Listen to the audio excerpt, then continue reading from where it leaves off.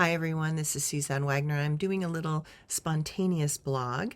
I was in Scotland for about 11 days, and it was this really bizarre trip on so many levels.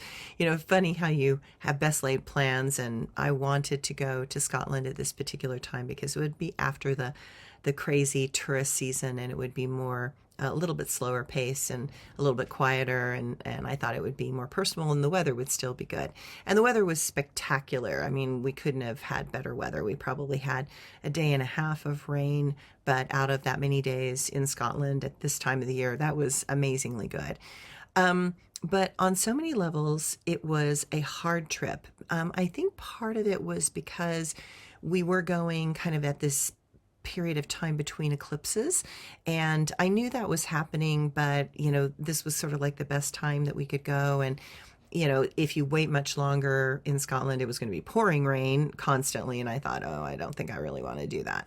But I think for myself, when I got there, I had been in a really busy period. My mother has had dementia for a while, and she's had Lewy body dementia and Parkinson's disease. She has had a REM sleep disorder her whole entire life, and evidently both of those diseases are a circumstance that usually happens when people get older, and she is 88 years old. So she was suddenly hospitalized with aspirated pneumonia, which is one of the ways people with that combination can die. So she was in the hospital, she was on a lot of antibiotics, she was completely hallucinating wildly, and crazy as a loon, as they say. And so she was struggling. She was really struggling. So before I went on the trip, I went out there to be with her because we were concerned that I might not see her when I got back. I mean, she was in such a bad state. And so it was a really stressful cycle going into that. In fact, it's been really stressful with my mom since about June. She took a really hard turn in June, and everything just has very quickly been downsliding, and it's required more and more help for her, and people keeping an eye on her, and she's had some terrible falls, and ended up in the hospital to check to make sure she didn't have a concussion or a brain shear or something like that. So it's been a little bit of a wild ride, and I'm one of these people that I'm really good at handling stresses in the moment. And then all of a sudden, my body will say, yeah, you're done. You actually can't take on anymore right now. And so when I went on the trip to Spokane to see my mom right before the Scotland trip, I knew that was pushing it. I knew I had just so much on my plate because we also had a wedding in August with my stepdaughter. And so there was just a lot happening. And so it was too much, in all honesty, it was too much. So I get there, our driver for the trip in Scotland was sick, and you're in a car nonstop with this person. And so then I got sick. And and then I was trying to fight it all with doing garlic, manuka honey, and lemon juice with hot water. And I had, my Heisha Wu, and I had certain herbs that were with me. But while that kept it kind of at bay, I was really quite sick. And I'm also one of those people because when I was a dancer, during Nutcracker period, all the kids would come sick because they wanted to perform, and then they would make all the dancers sick. And so I have this pattern where when I get sick with a bronchial infection, it kind of has this post-traumatic stress disorder that it brings up a lot of those stresses of when I was a dancer and sick and trying to dance and trying to push and trying to keep going. Because, when you're doing Nutcracker, you do shows nonstop from Thanksgiving Day all the way through New Year's Eve, and everyone has to dance every single day because this is a big money maker for the company. And so there's a lot of pressure on all the dancers, not just me. But I always had a tendency to get sick right there because the pressures were so high.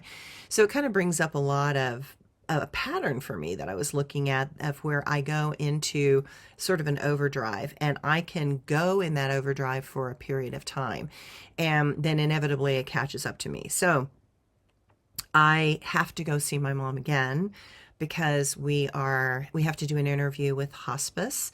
And so I'm going out on Saturday, and then on Monday I have an interview with my mom with hospice on Monday.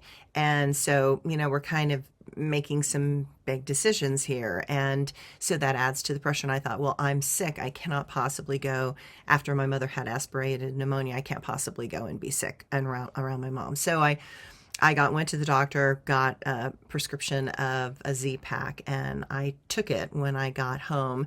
And I instantly, started just coughing and coughing and coughing and coughing and coughing and coughing as all this stuff kind of loosens up, and it just brings up all that stress of what my life had been, what's been happening in my life, and what's been going on since January, because I've been working really heavily on the property since January, and then we had the wedding, and that was really good, and then we had all this other stuff going on, and so with my mother, and it's been a lot. And so as a result, I woke up this morning, and while I physically am feeling better, I'm not out of the woods yet, obviously, and I'm trying to just kind of get back into the flow of things.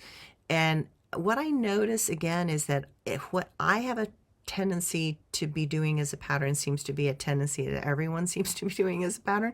That's funny that way. Anyway, so I throw this out there because I'm sure I'm not the only one that's been going through a lot. I'm sure I'm not the only one that has been stressing out for a lot of different reasons. And there's a lot on our plate. And then we look at all this astrology with these eclipses and all of this intense astrology coming in on October, like 17th, 18th, 19th, and then into the election, and the pressure with the, hurricane season, and, we just had the North Carolina thing, and it's just been a lot. And so I just tell everybody to be as kind as you can possibly be to other people, because you don't really know what they're going through. And you can deal with people that are like me, that can, look like on the outside they're fine, they're dealing with things, everything's going well, but on the inside they're in overdrive, and they're, at the verge of some sort of collapse. And so